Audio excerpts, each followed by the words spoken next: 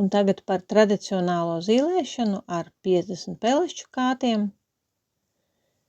Tā ir ļoti sena metode, varbūt netik sena kā zīlēšana ar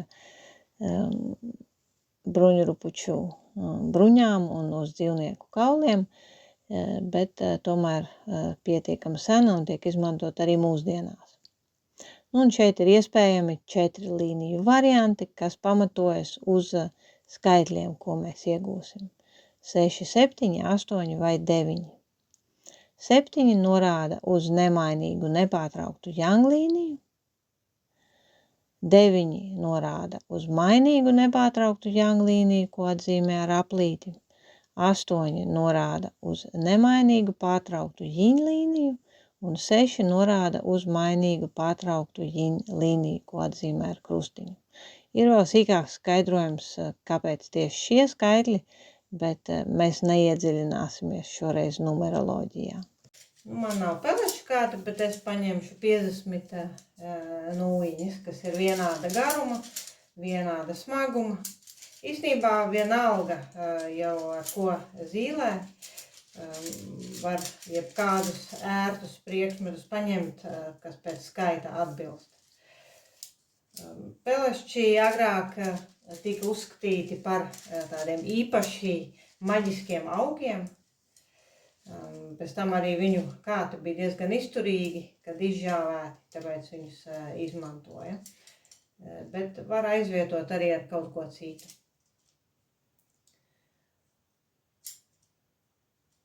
Šeit mēs pierakstīsim ar cipariem vispirms, un pēc tam apskatīsimies, kādām līnijām tie atbilst. Vispirms vienu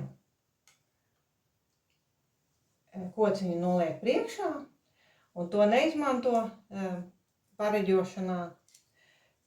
Tā ir robeža starp pirmsākumiem, starp statisko esamību, starp neesamību un esamību, starp vienotību un dualitātes aizsākšanos.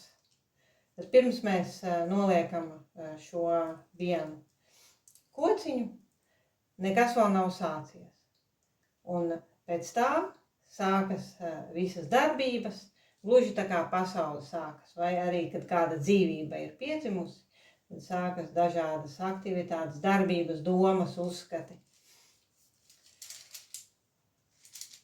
Un šis ir kā taidzi, kas sadala pretmetus. Tad iznākot no uģī ir bez robežas. Bez robežām. Viss ir vienots. Un ar šo mēs radam galējo robežu starp pretmetiem. Divi vistipiskākie pretmeti ir debesis un zeme. Sadalam kociņus divās kaudzītēs, debesis un zeme, vai jin un jān, tā kā divi pretmetu simboli. Tad vienu kaudzīti mēs noliekam malā un paņemam starp diviem pirkstiem vēl vienu nūjiņu, kas simbolizē cilvēku pasauli. Tātad mums ir 3 līmeņi – debesis, zeme un cilvēku pasauli. Tad vispirms rodas debesis un zeme, vismaz ķīnieši tā uzskatīja, tika atdalīts debesis un zeme, un pa starpu radās visas dzīvās būtnes, visas lietas, darbības. Vai arī mēs varam uzsvērt to, kā rodas no tēva un mātes, rodas bērns un tā tālāk notiek pavairošanās. Un tad mēs sākam dalīt kaudzītēs pa 4. 4 tas nozīmē 4 gadu laiki, tā kā dabas ritums.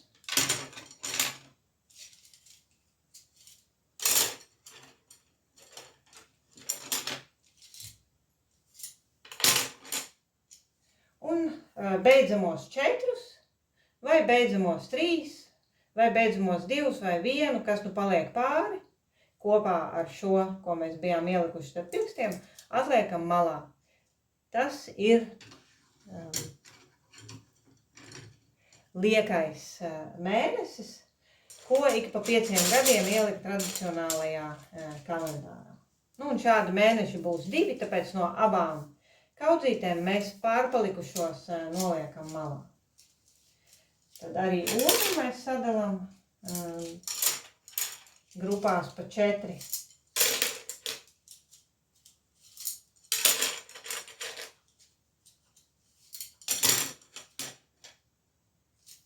Un palika viens pāri, tad vienu noliekam malā.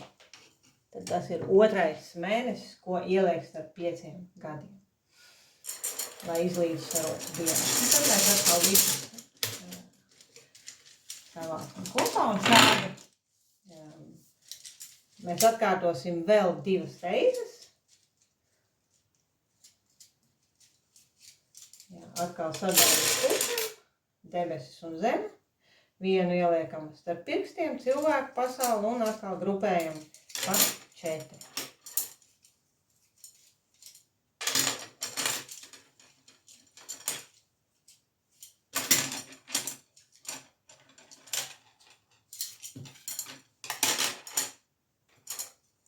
Palika pāri 3 un 1, un tos mēs atkal noliekam malā.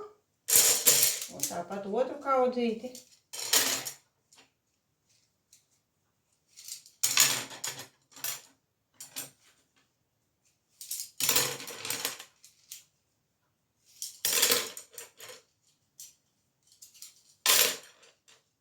Palika pāri 4, tad tos noliekam malā. Ja, maksimāli 4 var palikt pāri. Nu, un tāpat vēl pēc 3. reizi. Atkal sadalām uz pusi. Ieliekam vienu starp pirkstiem. Un dalām grupās pa 4. Šī būs pēdējā reize, un tad mēs arī skaitīsim kaudzītes. Paliek 3 pāri, malā.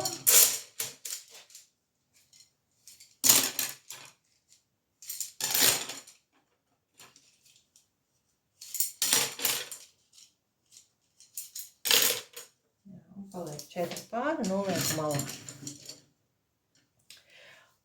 Un mums sanāca galu galā 1, 2, 3, 4, 5, 6, 7. 7 kaudzītes.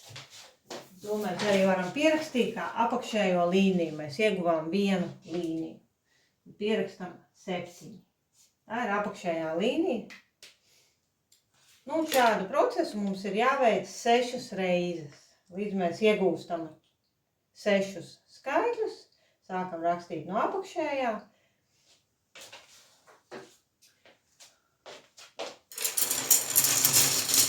Tātad visus atkal savākam kopā.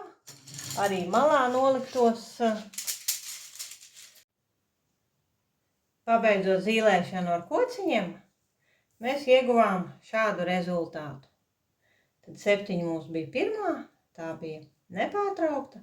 6 nozīmē pārtraukta mainīga, 9 nozīmē nepārtraukta mainīga, 6 nozīmē pārtraukta mainīga un 8 pārtraukta nemainīga.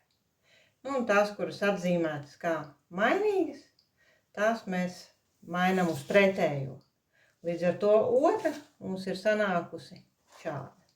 Rezultātā mēs ieguvām atkal 2 heksagrammas un pamat vēstījums, pamat pareģojums ir 36.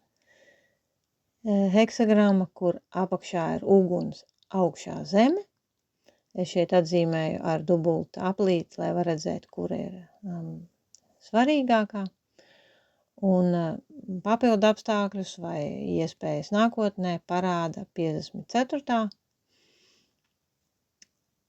heksagramma, apakšā ezers, augšā pērkons, ko mēs ieguvām nomainot atzīmētās līnijas.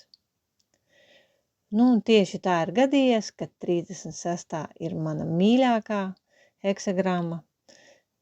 Tā ir ar ļoti tādu neizprotamu saturu, bet arī ar ļoti smeldzošu saturu.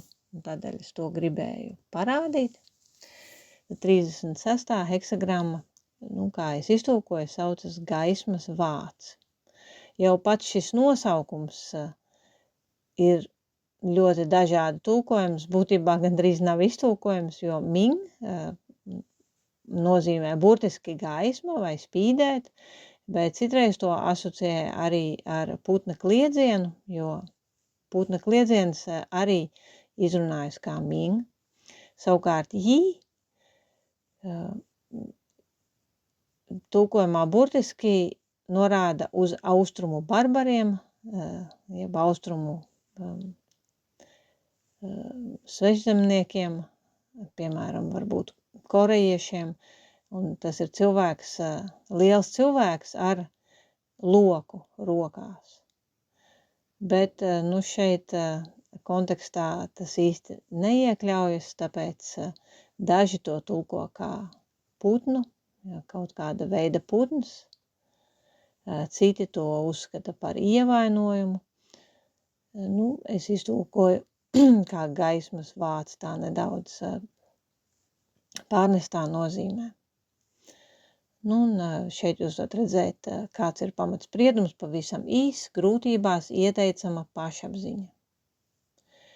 Tad pie katras līnijas ar melnu iezīmētais ir pamatteksts, pārējie ir mani skaidrojumi. Šie ir vēl tādi īsi skaidrojumi, kādreiz būs arī garāki. Tad varat paši izlasīt skaidrojumus. Katrai līnijai ir pamatteksts un īsts paskaidrojums. Ja vēlaties sīkāk paskatīties par izzīlētajām vai citām heksagrammām, jūs varat aiziet uz anglisko versiju vai uz vācisko vai uz krievisko versiju, kas ir brīvi pieejams internetā. Tad šie ir klasiskie tulkojumi, sevišķi Džeims Lege un Rišards Vilhelms, krieviski Ščutskijs, no dažādiem aspektiem interpretē heksagrammas. Lai veicas!